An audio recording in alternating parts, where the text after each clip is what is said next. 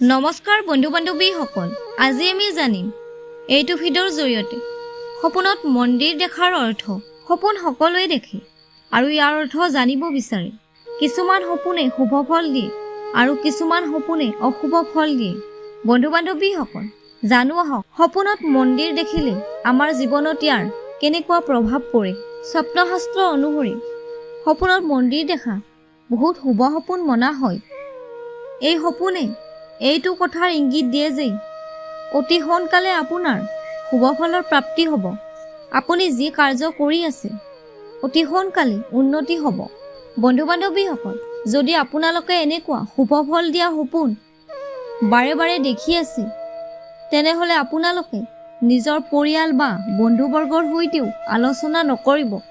এনেকুৱা শুভ ফল দিয়া সপোনৰ কথা কাৰোবাক ক'লে এই সপোনৰ আপোনালোকে সম্পূৰ্ণ ফল নাপায়। এই কাৰণে এনেকুৱা সপোন দেখিলে নিজৰ পৰিয়াল বা বন্ধুবৰ্গকো নক'ব। আৰু ৰাতিপুৱা শুই উঠি স্নান কৰি আপুনি ভগৱানক স্মৰণ কৰি আপুনি যি ভগৱানৰ পূজা কৰি তেওঁক হাতযোৰ কৰি প্ৰাৰ্থনা কৰি কওক, মই যি সপোন দেখিছোঁ তাৰ যেন সম্পূৰ্ণ ফল পাওঁ।